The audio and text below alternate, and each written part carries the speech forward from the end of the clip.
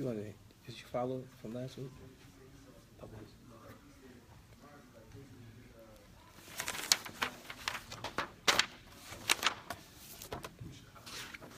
Okay.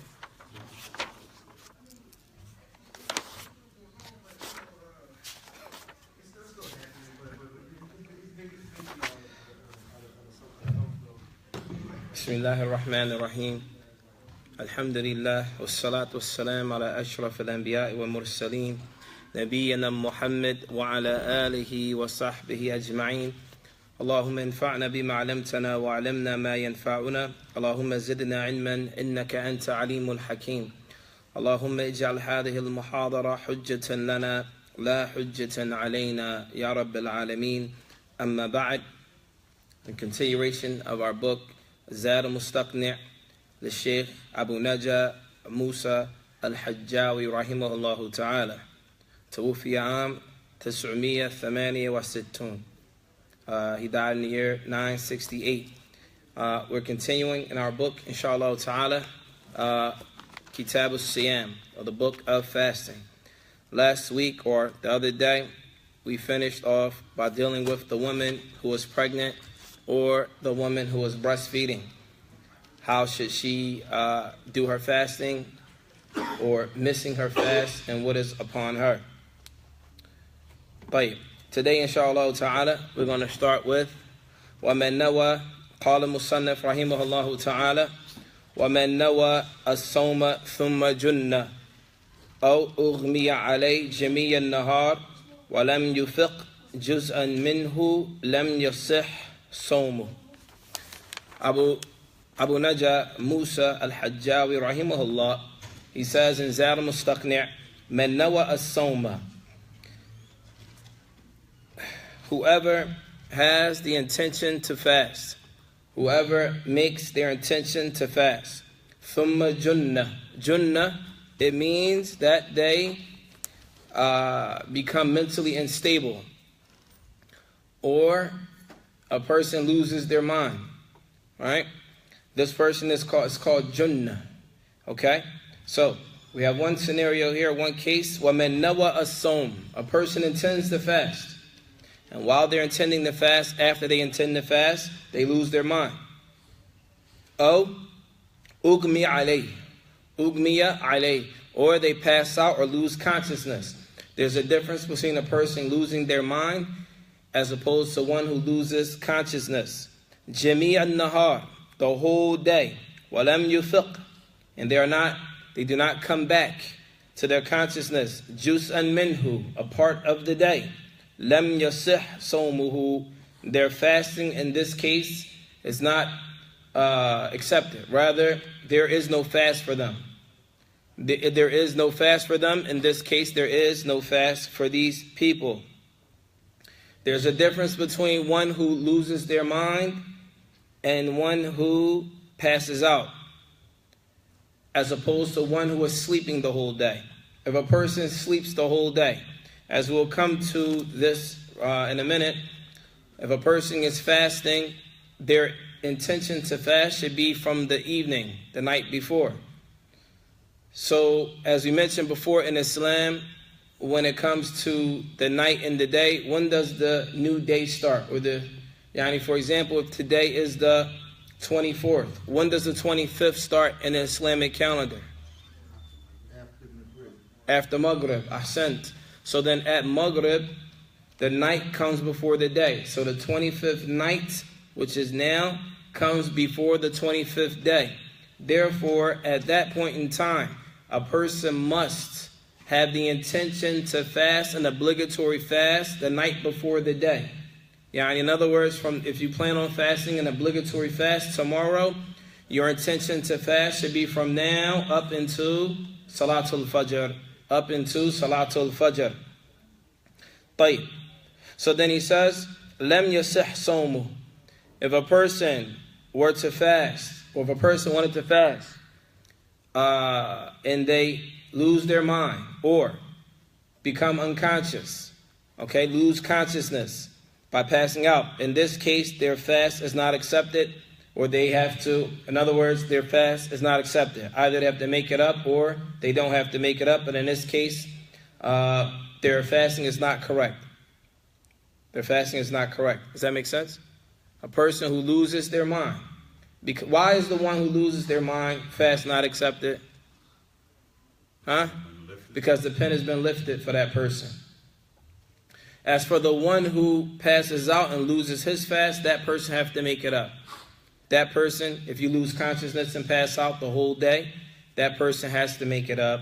As for the one who is sleeping, who sleeps the entire day, they're not like the one who loses consciousness in terms of losing their mind. They're similar to the one that passes out, but in this case, their fast is accepted, even if they sleep the entire day. Even if they sleep the entire day. And this is the position of many of the scholars of the fiqh of Imam Ahmed, rahimahullah ta'ala. And he says, وَيَلْزَمُ الْمُغْمَ عَلَيْهِ الْقَضَاءُ فَقَطْ. As for the one who passes out, then it is obligatory for that person to make their fast up. To make their fast up, لَا مَنْ جُنَّةٍ, not the one who loses their mind. The next issue here, he says, rahimahullah, وَيَجِبُ تَعْيِينُ النِّيَّةِ مِنَ اللَّيْلِ. It is obligatory for a Muslim, when they are fasting a wajib fast, a fast that is obligatory, that they must have the intention to fast the night before. Some of the ulama, they say that a person should have their intention or make their intention every single night during the month of Ramadan. In other words, every night during the month of Ramadan, they should make the intention to fast the next day. This is a position of many of the ulama. Some of them say, la, rather, the beginning of the month is sufficient for the entire month. The beginning of the month is sufficient for the entire month. However, as many of the scholars would tell some of the students, al-khuruj min al-khilaf awla, staying away from the differences of opinion is better. There's no difference of opinion if one were to yabitu niyyata fil layl, have their niyyah in the evening for the next day to fast. There's nothing wrong with that. In fact, that will probably be the safest position, and Allah knows best. With regards to fasting a sunnah fast, in this case, it is not obligatory to have the intentions in the evening to fast a sunnah fast. For example, Mondays and Thursdays, or the white days, ayamul bid, or any other day that a person chooses to fast. In this case, it is not obligatory for that person to have that intention in the evening. And this is due to the narration of the Prophet sallallahu alaihi wasallam, لما دخل على عائشة رضي الله تعالى عنها, and he asked her, when the Prophet alayhi salatu wasalam, he entered upon his wife Aisha radiallahu ta'ala anha, and he asked her, is there any food to eat? This hadith indicates that he had intentions on eating. He had intentions on eating. And when she said, we have no food, he said, فَإِنِّي إِذًا صَائِمٌ. He said, for indeed, in this case, I am fasting. So then at that point, it showed that he had his intention to fast at that point in time, and it was already during the day. So the scholars of Al-Islam, they distinguish between the two. If there is an obligatory fast, then that fast or that intention to fast should be made in the evening. Whereas if a person is fasting for a sunnah fast, then that person can make that intention during the day. Is that clear? طيب. لا نية فرضية. If a person also is fasting an obligatory fast, they do not have to make the intention to say that this is a fard. This is a fard. They don't have to say this is their intention for a fard. Rather, it is understood. وَيَصِحُّ النَّفْلُ بِنِيَّةٍ مِّنَ النَّهَارِ قَبْلَ الزَّوَالِ أَوْ بَعْدَهُ. And as we mentioned before, it is correct or sahih, correct if a person wanted to fast a sunnah fast with the intention in the daytime, before Salatul Dhuhr or after Salatul Dhuhr. I think I heard a brother mention, he said that if a person waited until right before Maghrib or Salatul Asr, for example, and they said, okay, I'm going to fast. They didn't eat anything all day. I heard a brother say that was incorrect. La, there's no dalil to support that. Rather, if a person, as the Shaykh Rahimahullah, he mentions, regardless whether it's before Dhuhr or after Dhuhr, as long as it's before Salatul Maghrib, a person can have the intention to fast if it's a sunnah fast. If he hadn't eaten or she hadn't eaten the entire day. طيب. ولو نوى إن كان غدا من رمضان فهو فرضي لم يجزئه. Another one here is if the Shaykh Rahimahullah, he says, وَلَوْ نَوَى, if a person intends, let's say for example, this is the night of the 30th of the month of Sha'ban. What's after the month of Sha'ban? Ramadan. What's after the month of Ramadan? Shawwal. So we should familiarize ourselves with these months, because you're going to hear them over and over again. So it says, وَلَوْ نَوَى, whoever intends, and kana gadan. So for a person, if a person says, if tomorrow is Ramadan, then I'm fasting, and if tomorrow is not Ramadan, then it's a sunnah fast. For example, in this case, this is not correct. This is not correct for a person, and rather their fast is not correct if they have this intention. And this is because they're uncertain. طيب. وَمَنْ نَوَى الْإِفْطَارَ أَفْطَرَ. If a person is fasting an obligatory fast, and they intend by that, let's say for example, it's Ramadan, and a person, maybe this is their first fast, and it's hard for them, and in their mind they have the intention, if they see food, they are going to eat it. If they see food, they will eat it. There's no doubt in their mind that they're going to eat that food when they see it. And they're fasting. It's right after Dhuhr. And for whatever reason, they were prevented from getting to that food. They broke their fast. They broke their fast. Why? Why did they break their fast? وَمَنْ نَوَى الْإِفْطَارَ أَفْطَرَ. Because as for the one who intends to break their fast, they broke it. And this is likewise during the month of Ramadan. It may be time for iftar. It may be time to actually break your fast. But a person may not have any food or drink with them, but they make the intention to break their fast. Their fast is then broken. Their fast is then broken. Is that clear? Well, no. In Ramadan. The person intend, if it's time to break and he didn't have food, then he intend that and he's broken. Yes. Yes. If the hukman, the ruling, by the ruling he broke his fast because he intended to break his fast. Okay?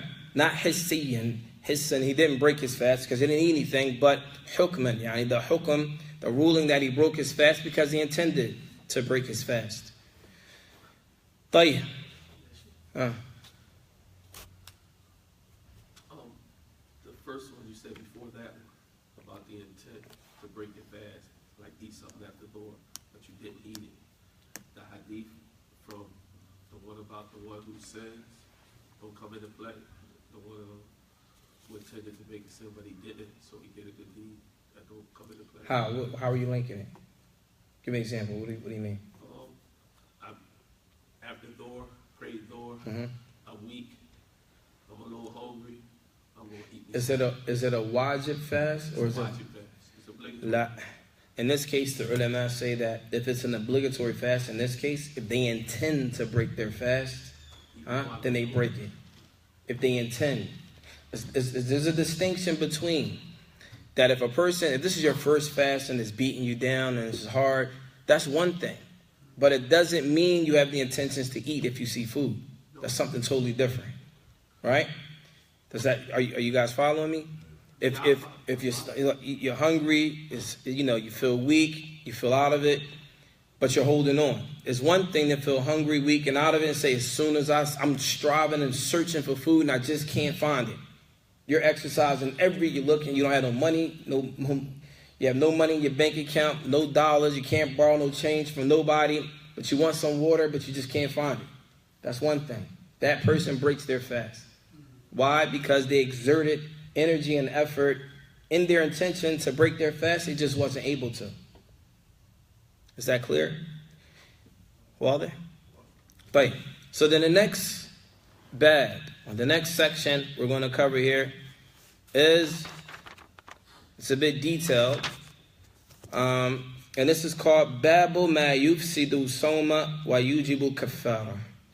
It's a very, very detailed bab, but we're going to try to summarize it as best as possible.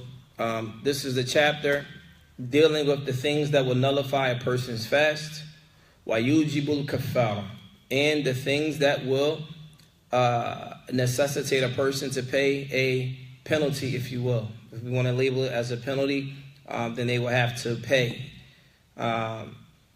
So, the Shaykh Rahimahullah Ta'ala, he starts off by saying this: وَمَنْ أَكَلَ أَوْ شَرِبَ أَوْ اسْتَعَطَّى. He says, whoever eats or drinks or sniffs something, or أَوْ احْتَقَنَ, and we're going to get to that in a minute. Whoever eats or drinks, this is clear. If a person is fasting, and when does the fast start? Huh? After you pray Fajr? Huh? At Dhuhr? Ya Ikhwan. Huh? When does fasting start? At the Adhan of Fajr? Yani, okay. Right before Salatul Fajr. At that time when Salatul Fajr comes in, you are to stop eating. And the fast goes up until when? Until Ghurub al-Shams. Until the time of Salatul Maghrib. Tayyib. So, if any person eats or drinks during that time when you're supposed to be fasting, that's what we're talking about now. Oh, ista'atta, or if they sniff something in their nose. Oh, ihtaqana, or if they take some type of medicine that they idkhaf ad-dubur. It's some type of medicine or suppository or something they stick in their backsides, if you will. Oh, iktahala, or if they use any type of kuhul that you put on your eyes, bima yasilu ila halqihi, any type of medicine or kuhul. An-Nabi alayhi salatu wasalam used to use kuhul. If you put any of this on your eyes, or in your eyes, and it yasal ila halqihi, if it goes to his or her throat, or adkhala ila jawfihi shay'an, or enter into a person's jawf. This word jawf is very expansive in detail what it could mean. So the ulama of al-Islam, they have different meanings for the word jawf and what it means. So from the meanings of jawf, some say as-sadr. As-sadr is the chest. Some say ad-dimagh. Ad-dimagh is in the brain, in the head. And some say afil halq. Halq is here in the throat, or a button in the stomach. However, with regards to the school of Imam Ahmed, anything that goes inside of the body. So to the extent if a person were to stab themselves with a knife and it goes inside, that could also be considered the jawf. Wadih? Tayyib. So if we go with the meaning of the word jawf, it says, Oh, adkhala ila jawfihi shay'an min ayyi mawdi'in kan ghayra ihlayhi. So if a person enters into their body anything in any place on their body except, now some of the things they're going to mention, as we mentioned before in Islam, there's no shyness in the religion. So there's some things that are a bit of mature nature that we'll be discussing, but there's no shyness in the religion, especially when it comes to legislation and how we're supposed to worship Allah subhanahu wa ta'ala.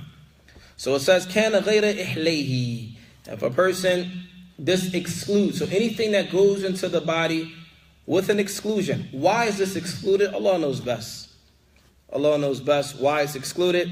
However, the ulama, they mention that the reason why it's excluded, I remember, the reason why, what we're about to say, if a man sticks something into his private parts, if a man sticks something into his private parts, this here doesn't break the fast They say because this yasil ila al-mathana. Al-mathana is the testicles in that area. So in this case, it doesn't break the fast. The ulama make a distinction between the jof, meaning anything except for that region. So right now we're talking about the things that break a person's fast. Sah? طيب. The next one, awistaqa'a. If a person seeks to throw up. If a person forces himself or herself to throw up. Aw istamna. Istamna, yani, it means to masturbate. If a person masturbates, fa'amna, and semen comes, or al-madi, amdha. We spoke about amdha a long time ago. What is amdha or madi? Does anyone know what that means? MashaAllah. Huh? What's madi? The fluid with the color? No, Pre-ejaculation. Ahsant. Pre-ejaculation is madi, and ejaculation itself is called mani. And he says, rahimahullah ta'ala, and they say, istamna, if a person masturbates, fa'amna, and they ejaculate, or amdha, or they get pre-ejaculation, this breaks the fast. Or bashara. Bashara, ikhwan wa akhawat, this means for a person to be close to his or her spouse in a way that may cause them, without having intercourse, may cause that man or woman to fa'amna, to ejaculate, or amdha, or have pre-ejaculation. And this comes from touching. So bashara means any form of touching that will lead to amna, ejaculation or sperm to come, or amdha, pre-ejaculation. If any of those things happen while a person is fasting, this also nullifies or breaks the fast. Or karrara nadara fa'anzal. Or in this case, karrara nadar. And this here means if a person were to, say for example, if a person looks at their spouse, if a person looks at his or her spouse and they ejaculate, it says karrara fa'anzal. Karrara, it means to repeatedly gaze over and over again at their spouse. Karrara nadar, yani to look repeatedly over and over again, fa'anzal. And in this case, they ejaculate. If they ejaculate, this breaks the fast. La amdha, not pre-ejaculation in that case. So pay attention to the two scenarios here. There are three things we mentioned. The first one was istamna, masturbation. Masturbation that leads to ejaculation or pre-ejaculation. This what? Nullifies the fast. Or touching, any form of touching of the spouse that leads to ejaculation or pre-ejaculation, what happens? It nullifies the fast. Or a person looks at their spouse repeatedly over and over again and they ejaculate, it breaks your fast. However, not pre-ejaculation, it doesn't break the fast. Is that clear? So there are three separate scenarios here. Huh? Everyone understands that, right? I don't think so. Is that clear? Well, these shit? It's clear? طيب. طيب. Go ahead. You mentioned the suppository. Right. That would break. You said that the ulama distinguished the region between the penis and the testicles as far as inserting something there. Right. Does it? Right. Right. طيب. Oh, we're adding some more to this now. Oh, hajama wa ihtajama. If a person gets hijama. Does anyone know what hijamas are? Hijama. Huh? Does anyone know what that is? Hijama. I guess it's like bloodletting. Any of you guys watch the Olympics? The swimmers, they had the red circles on their backs and all of that. That's from the Sunnah of Islam. You guys see that? The people that had the red circles in the back of their necks and on their bodies when they were swimming in the Olympics. I think this was last summer or something like that. on their shoulders, it's called cupping. Cupping is a hijama, right? So if a person performs a hijama or has a hijama done to them while they are fasting, this breaks the fast. Now, here's some difference of opinion among the ulama. However, according to Imam Ahmed, it breaks the fast. وَظَهَرَ دَمٌ. If blood appears, عَامِدًا, and the person does it intentionally, ذَاكِرًا لِصَوْمِهِ, and knowing that they are fasting, cognizant that they are fasting, فَسَدَ صَوْمُهُ. This nullifies that person's fast. Okay? Now. You said the one who does it or have it done? Now. Meaning the one who does it, meaning the one who performs it on someone. Yes, as the Nabi alayhi salatu wasalam, he says, أفطر الحاجم والمحجوم. Rawahu Ahmed with Tirmidhi. He says the one who does the hijama and the one that has it done, it nullifies their fast. However, there's some difference of opinion. So perhaps if any of you are read in that area, you may find other narrations that go against that. The purpose of this class is not to get into many of the differences of opinion. However, just to inform you that there may be differences of opinion on this issue if you were to hear something else. طيب. لا ناسيا أو مكروها. If a person, and then he says, it doesn't break your fast if a person does it out of forgetfulness or they are forced. In this case right here, Allah Ta'ala A'lam. طيب. Now we're going to get into some of the things that do not break a person's fast, does not nullify their fast. But the Shaykh Rahimahullah, he says, أو طار إلى حلقه ذباب. Let's say غبار. Let's say, for example, a person is walking down the street and a fly flies into his or her eye. A fly flies and gets stuck in his throat while they're fasting. Does this break the fast? Yes or no? In this case, it doesn't. Or gubarun, or dirt or dust get in a person's throat.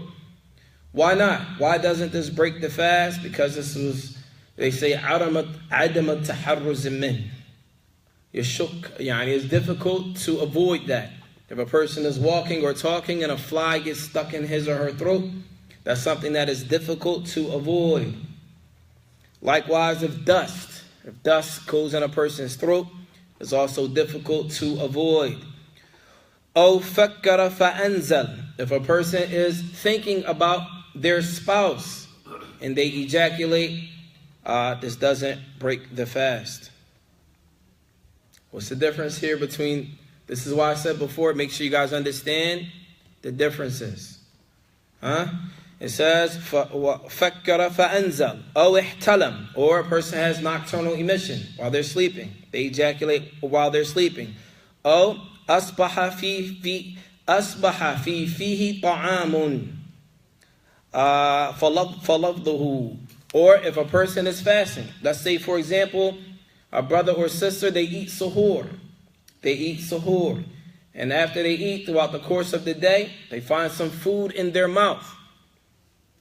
They find food in their mouths from earlier in the day, and they spit it out. Does this also break their fast? La. أو اغتسل. Or if a person makes a ghusl. أو تمضمض واستنثر أو زاد على ثلاثا أو بالغ فدخل الماء حلقه لم يفسد أو لم يفسد. Let's say, for example, a person makes a ghusl and they make tamadmada. What is tamadmada? Does anyone know? We went over this before. To wash them out, right? Or istinthar, when they blow it out. Or zada ala thalath, or they do it more than 3 times. And so, some people might not know that, you're only supposed to do it 3 times as a sunnah. 1 to 3 times is a sunnah. Anything more than that is outside of the sunnah in this regard. So they do it more than 3 times, and while they're doing it more than 3 times, the water goes into the halq, into the throat. Does this break a person's fast? The answer is no, it doesn't. لماذا? Why? لعدم القصد. Because this wasn't the person's intention. طيب. And lastly, من أكل شاكا. Here, this issue is rather complex from here on out. It's 3 more issues. وَمَنْ أَكَلَ شَاكًا. There's a difference in people when you believe something. This is called غَلَبَةُ الظَّنِّ. In other words, غَلَبَةُ الظَّنِّ here, let's say for example, if I ask you, what's the best way to get to 69th Street? And you say, go this way. You know, you're not doubting go this way or that way. You say go this way. If we say go this way, this means you strongly believe that this is the best way to get there. The fastest way to get there. Right? Right. So this here is called dhan. Oh, ghalabatul dhan. He strongly believes that this is the best way or the correct way. Then there's another case. If a person says, what's the best way to get to 69th Street? And that person is 50-50 in the middle. I don't know. Maybe this way, maybe that way. يعني لا يترجح عنده. يعني he doesn't know which way is the best way. He's in the middle. It could be this way or it could be that way. Before we continue, I want this to be understood. Huh? Is that clear? But so then we have something that we know or strongly believe, and then we have something that we're not sure about. It could be this or it could be that. واضح? طيب. So the ulama here, they say وَمَنْ أَكَلَ شَاكًا. Whoever eats and they are doubtful. Doubtful, it could be yes or no. فِي الطُّلُوعِ الْفَجْرِ. Let's say for example, a person eats and they have doubt on whether or not it's time for Fajr or not. Mind you, they're fasting and it's time for Suhoor. And they're eating. And they don't know whether or not Fajr came in. They're doubting. It's 50-50. They're not sure. Right? But they eat. Sahha somu. Their fast is correct. Why is their fast correct? Why is their fast correct? Because of the doubt. La. What is the asl? Al-asl. Now, in Islam, the way the ulama come up with a lot of different rulings, we have something called al-asl baqa' ala makan. Baqa'u ala makan. It means that which the ruling that was in the past is present now until we know for a fact something changed it. In this case, when that person is eating, what's understood by that? The understanding is that we're allowed to eat until we know for sure that we can't eat. Sah? Allah subhanahu wa ta'ala says what? Kulu washrabu hatta yatabayyana lakum. Until it becomes clear to you. Right? So then, in this case, these people are eating, believing, or assuming that the origin is still what? The origin is still night. Until it becomes clear. It wasn't clear for them that it became day. So in this case, due to their shak, or their doubt in this issue, then their fast is still correct. However, there is some difference of opinion on this issue, but we're talking about the school of Imam Ahmed, not to cause any confusion. لا إن أكل شاكا في غروب الشمس. However, if the tables were turned, and it's time, right now we're fasting. We're fasting. And they're eating and they have doubt on whether or not Maghrib came in or not. Is that clear? Okay. The first scenario is evening and they have doubt whether or not the sun came up and they're eating. In this case, their fast is preserved. The other case is we're all fasting and they think they're 50-50. They're not sure and they break their fast believing that it's Maghrib, but it's still fasting. Why is that person's fast invalid, whereas the other case, their fast is valid? Why is that? First of all, is the question clear? Not to you. Good. Let's back up and do it again. In the first case, is the night comes in at Maghrib. Sah? At Maghrib, what are we allowed to do? What can we do at Maghrib? We can do what? What can we do? We can do anything. We can eat, drink, whatever we want to do. As long as it's halal, we can do it at Maghrib. From Maghrib until when? Fajr. So if I stop you at 2 o'clock in the morning, and we know Fajr comes in at 5. I stop you and I see you, oh brother, you're eating. What are you going to say to me? I'm allowed to eat. Sah? Like, you're allowed to eat until when? Until Fajr. So then, right now, the origin from Maghrib to Fajr is that it's halal for you to eat. Whatever you want, as long as it's halal, do whatever you want, as long as it's halal. All the way up until Fajr.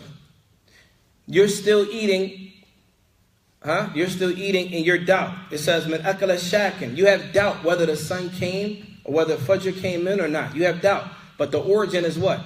The asl is what? The asl is that it's legal. The rule of thumb is that it's legal for you to eat until you have something that clearly says you can't. Right. So in this case, he says, "Sahha somu." In this case, his fast is correct. Whereas in the other case, during the daytime, after Fajr, up until Salatul Maghrib, what are you doing? You're fasting. So the origin is what? The asl, the rule of thumb is what right now? You can't eat. So if you eat something believing that is Maghrib and it's not Maghrib, then it breaks your fast. Why? Because it has to become clear to you that the asl changed or the rule of thumb changed. The origin when the sun is up is that we're fasting until something clear tells us we can't fast. That it's time to break the fast. Is that clear? And then the next one, it says, "O mu'taqidan annahu layla fabana nahar." Or if a person breaks their fast, believing that it is daytime. If a person is fasting and they break their fast because they believe. Now we're not talking about doubt. We're talking about belief. A person has a belief that it is the dates, that it is night, and it becomes clear that it's day. Then this person also loses his fast because he believed it. And some of the ulama differ on this issue. There's a lot of differing among the earlier scholars in Islam on this issue. And we're not going to get into that because it's quite extensive. And with that, we're going to stop our class this evening. Next week, inshallah, we'll talk about the next chapter here, dealing with the things that are hated and the things that are recommended to do and how to make up a fast. And also what to do if a person is guilty of having intimacy with their spouse during the daytime in Ramadan, as this is a rather extensive issue. Any questions about what we covered thus far? This is our fourth class, the fourth class. Any questions about anything that we covered? The classes are online, on Facebook, Al-Thamaraat, Mecca. If you go there, the classes that we have from the fasting, and Abu Sajid, Saeed, he also started a class yesterday, Arba'un al-Nawawi, which is, inshallah ta'ala, will be a very good class. And he's also going to be starting this week, Umdat al-Fiqh, the Ibn al-Qudama al-Maqdisi is also a beginner. It's a little more, it's less than this book here, but it's the same concepts. And I advise anyone that is listening to also pay attention to that class as well.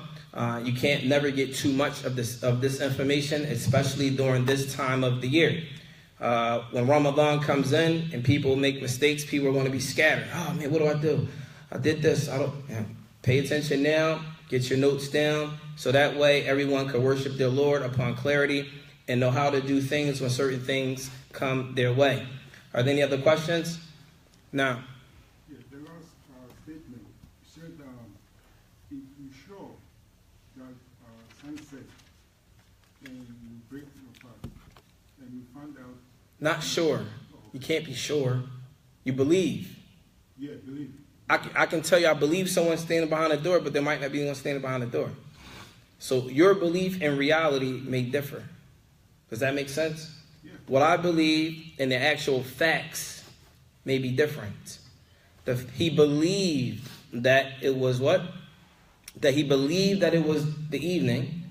Fabana Nahara. But then it became clear that it wasn't the evening and it was actually daytime. And that person ate. This broke their fast.